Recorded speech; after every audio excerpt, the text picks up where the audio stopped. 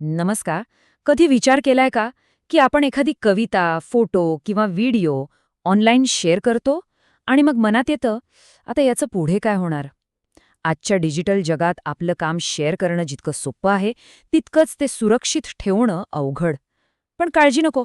आज आपण creative Commons नावाच्या एका जबरदस्त उपायाबद्दल बोलणार आहोत, जो आपल्याला आपल्या कामावर पूर्ण नियंत्रण ठेवण्याचं स्वातंत्र्य देतो. हाच तो प्रश्न आहे जो आपल्या सगळ्यांनाच पडतो, बरोबर ना? आपण इतकी मेहनत घेऊन काहीतरी तयार करतो, पण ते ऑनलाईन टाकल्यावर एक धाकधूक असतेच. कोणी ते कॉपी तर करणार नाही ना? माझ्या नावाशिवाय तर वापरणार नाही ना? सुदैवाने यावर एक अगदी सोपा आणि कायदेशीर मार्ग उपलब्ध आहे. चला तर, तो काय आहे ते समजून घेऊया. तर आजच्या आपल्या चर्चेचा प्रवास कसा असेल? सगळ्यात आधी आपण या डिजिटल युगातलं मूळ आव्हान समजून घेऊ. मग पारंपरिक कॉपीराईट म्हणजे नेमकं काय ते बघू. आणि मग येतो आपला हिरो, क्रिएटिव्ह कॉमन्स. ते कसं काम करतं, त्याचे 4 आधारस्तंभ कोणते आहेत आणि त्यातून ते 6 वेगवेगळे परवाने कसे तयार होतात, हे सगळं आपण पाहणार आहोत. आणि हो, सगळ्यात शेवटी हे इतकं महत्त्वाचं का आहे, विशेषतः विद्यार्थी आणि संशोधकांसाठी, याचं उत्तरही शोधू. आजचं जग म्हणजे एका क्लिकचं जग. कोणतीही गोष्ट क्षणात शेअर होते. हे एका अर्थी खूपच छान आहे, पण निर्मात्यांसाठी ही एक दुधारी तलवारच आहे, नाही का? म्हणजे एका बाजूला आपलं काम जगभर पोहोचावं असं वाटतं, पण त्याच वेळी दुसरीकडे ते चोरीला जाण्याची किंवा त्याचा गैरवापर होण्याची भीतीही वाटते. हाच तो खरा पेच आहे. ही गोष्ट नीट समजून घेणं खूप महत्वाचं आहे. कायद्याप्रमाणे तुम्ही तयार केलेल्या कोणत्याही मूळ गोष्टीचे मालक तुम्हीच असता. तुमच्या परवानगीशिवाय ते कोणीही वापरू शकत नाही. यालाच कॉपीराईट म्हणतात. पण जरा विचार करा, जर प्रत्येक लहान-सहान गोष्टीसाठी परवानगीच मागावी लागली, तर मग नवीन कल्पना आणि ज्ञान पुढे जाणार कसं? याच प्रश्नातून एका नवीन उत्तराची गरज निर्माण झाली. कॉपीराईट हा एक डिफॉल्ट नियम आहे. म्हणजे काय? तर तुम्ही काहीही तयार करा, त्यावर आपोआप कॉपीराईटचा शिक्का बसतो. तो तुमच्या कामाला संरक्षण देतो, हे खरं आहे. पण तो एका अदृश्य भिंतीसारखाही काम करतो. म्हणजे कुणालाही तुमचं काम वापरायचं असेल, तर त्यांना आधी तुमच्या दरवाजावर टकटक करून परवानगी मागावी लागते. इथेच सगळा फरक आहे. पारंपरिक कॉपीराईट म्हणतो सर्व हक्क राखीव. हे म्हणजे एका बंद कुलपासारखं आहे. पण क्रिएटिव्ह कॉमन्स काय म्हणतो? तो म्हणतो काही हक्क राखीव. म्हणजे तुम्ही तुमच्या कामाचे मालक तर आहातच, पण तुम्ही लोकांना काही अटींवर ते वापरण्याची चावी आधीच देऊन टाकता. कायदेशीर भाषेत तो कॉपीराईटचा वर एक लवचिक स्तर तयार करतो. आणि हीच ती चावी आहे. क्रिएटिव्ह कॉमन्स किंवा CC परवान्यांचा जन्म याचसाठी झाला. हे परवाने म्हणजे निर्माते आणि वापरकर्ते यांच्यामधला एक पूल आहेत. यामुळे काय होतं, तर ज्ञानाची आणि कलेची देवाणघेवाण थांबत नाही, उलट तिला एक नवी कायदेशीर गती मिळते. रिमिक्स गाणी तर आपल्या सगळ्यांनाच माहीत आहेत हो ना? त्यात मूळ गाणं वापरून एक नवीन गाणं बनवलं जातं.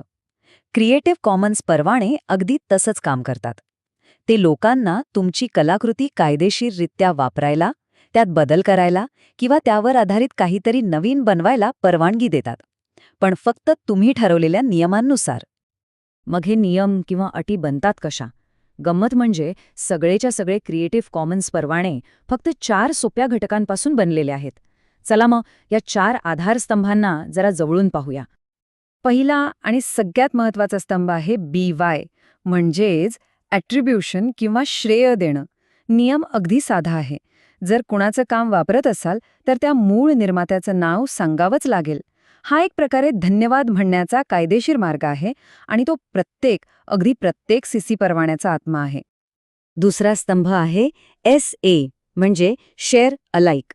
याचा अर्थ असा की जर तुम्ही एखाद्याच्या कामात बदल करून काही नवीन तयार केलंत, तर ते नवीन काम सुद्धा तुम्हाला त्याच मूळ CC परवान्याखाली शेअर करावं लागेल. ही एक प्रकारची ज्ञानाची साखळी आहे, जी ज्ञानाला सतत मुक्त ठेवत पुढे नेते. तिसरा घटक आहे NC, नॉन कमर्शियल. नावावरूनच कळतंय, जर ही अट असेल तर ते काम कोणत्याही व्यावसायिक फायद्यासाठी वापरता येणार नाही. सोप्या भाषेत सांगायचं तर ते विकून पैसे कमवायला परवानगी नाही. आणि चौथा स्तंभ आहे ND, नो डेरिव्हेटिव्हज, म्हणजे बदल नाही. याचा अर्थ सरळ आहे. तुम्ही काम जसं आहे तसे शेअर करू शकता, पण तुम्ही त्यात कोणताही बदल करू शकत नाही. म्हणजेच काय? तर रिमिक्सिंगला परवानगी नाही. तर हे झाले 4 मूळ घटक. आता खरी गंमत अशी आहे की ह्या 4 घटकांना वेगवेगळ्या प्रकारे एकत्र करून एकूण 6 मुख्य क्रिएटिव्ह कॉमन्स परवाने बनतात. अगदी जसं आपण काही मोजके रंग वापरून अनेक वेगवेगळ्या छटा तयार करतो. चला पाहूया हे 6 परवाने नेमके कोणते आहेत आणि ते कसे काम करतात. बघा, या टेबलमध्ये आपल्याला या 6 परवान्यांचा एक छान सारांश मिळतोय. डावीकडे परवान्याचं नाव आहे आणि उजवीकडे 2 महत्त्वाचे प्रश्न. त्यात बदल करू शकता का आणि ते व्यावसायिक कारणांसाठी वापरू शकता का? यावरून स्पष्ट दिसतंय की CC BY सगळ्यात जास्त मोकळीक देतो, तर CC BY NC-ND सगळ्यात जास्त बंधनं घालतो. आता यातले काही महत्त्वाचे परवाने आपण जरा सविस्तरपणे पाहूया. चला सुरुवात करूया सर्वात मोकळ्या परवान्यापासून, CC BY. यात फक्त एकच अट आहे, मूळ निर्मात्याला श्रेय द्या. बस. त्यानंतर त्या कामाचं काहीही करता येतं. त्यात बदल करता येतो, ते विकता येतं, म्हणजे व्यावसायिक कारणांसाठीही वापरता येतं. ज्ञानाचा जास्तीत जास्त प्रसार करण्यासाठी हा परवाना सर्वोत्तम आहे. आता हे एक उत्तम उदाहरण आहे. CC BY SA. विकिपीडिया हाच परवाना वापरतो. याचा अर्थ काय? तर विकिपीडियावरची कोणतीही माहिती आपण घेऊ शकतो, त्यात बदल करू शकतो, पण एक अट आहे.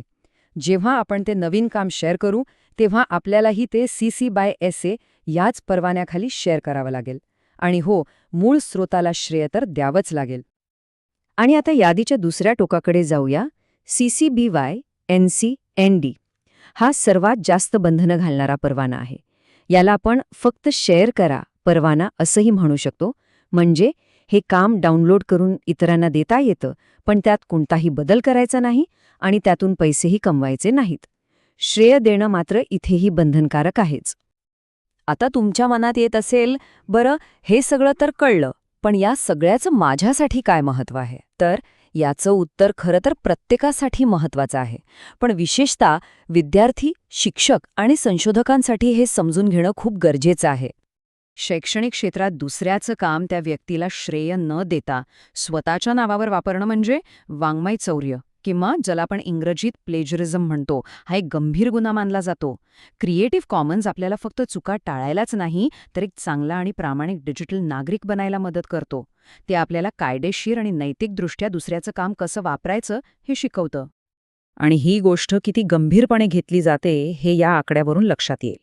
विद्यापीठ अनुदान आयोग म्हणजेच UGCने PhDच्या प्रबंधांसाठी वाङ्मय चौर्याची एक मर्यादा ठरवली आहे आणि ती आहे फक्त 10%.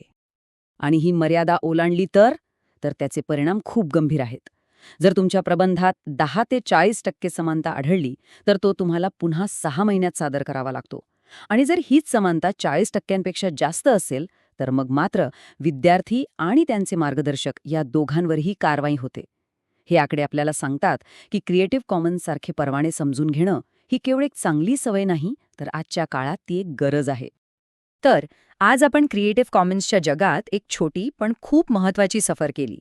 हे परवाने आपल्याला आपलं काम शेअर करण्याचं स्वातंत्र्य देतात आणि त्याच वेळी त्याचे नियम ठरवण्याचा अधिकारही देतात. म्हणून पुढच्या वेळी जेव्हा काही नवीन तयार कराल तेव्हा फक्त शेअर बटन दाबू नका. एक क्षण थांबा आणि विचार करा, मी माझ्या या निर्मितीने जगाला काय देऊ इच्छितो? स्वातंत्र्याची भेट की नियमांची एक सुरक्षित चौकट? तुमची निवडच ठरवेल की तुमचं काम या जगात कसा प्रवास करेल.